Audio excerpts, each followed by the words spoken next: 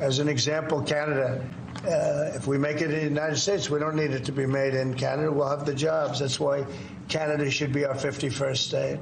We'll bring back industries, and we'll bring back our jobs, and we'll make America industry great again. We really want, or does Donald Trump and Republicans really want 60 million Canadians who all voted for Justin Trudeau to then become American citizens? Just notice the change of wording. It used to be Canada will be, now it's should be. There's no way on earth that Canada becomes the 51st state. So why is he doing it?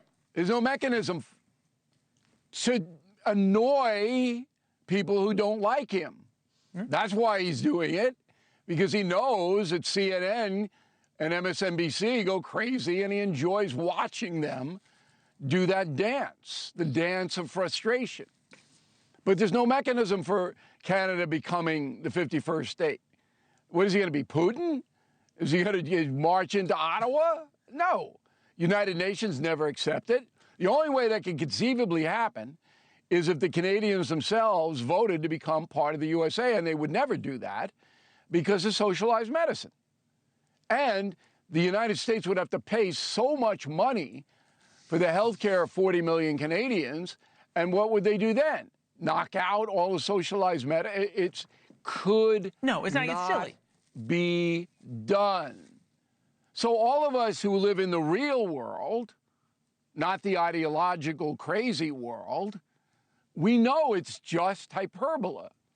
Now, what does he get out of it? Well, he's going to get a much better deal, trade deal with Canada, no question about that, and with Mexico as well. So Trump, 3 weeks from now or a month from now, will say, hey, look at this. They're going to take X, Y, and Z. The tariffs are going to come off now that we have a fair deal. The borders are going to be more secure. Trump will get the deals he wants to get. No, look, I hear you there. And that may go back to the original premise of this, which was it's the economy, the economy, the economy. And that whatever happens, it really doesn't matter in terms of the culture war if people don't feel good about their pocketbooks, because that's where all conversation comes back to and is the first priority of everything. There is this discussion about who then inherits MAGA in 2028. Donald Trump was asked about that. Take a listen. Do you view Vice President J.D. Vance as your successor, the Republican nominee in 2028? No, but he's very capable. I mean, I don't think that I think you have a lot of very capable people. So far, I think he's doing a fantastic job. It's too early. We're just starting. Surprise you? No, he doesn't care about who's going to be president in 28. Isn't he just cutting the legs right out from his vice president, though? No. He said he's doing a smart thing. He's doing it. Look, if Trump does well in 4 years, J.D. Vance rides right in there. All right? He's the next president. If Trump doesn't do well, then it's a brawl.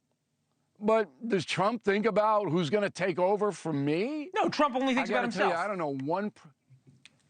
Well, you could portray it that way, but I don't know one president, not one. And I wrote the book confronting the presidents who was obsessed with who was going to follow him. Not one. That's a fair point. When they're out of there, they're out of there. Thanks for watching. Go to joinnn.com to find NewsNation on your television provider. And don't forget to click the red subscribe button below to get more of NewsNation's fact-driven, unbiased coverage.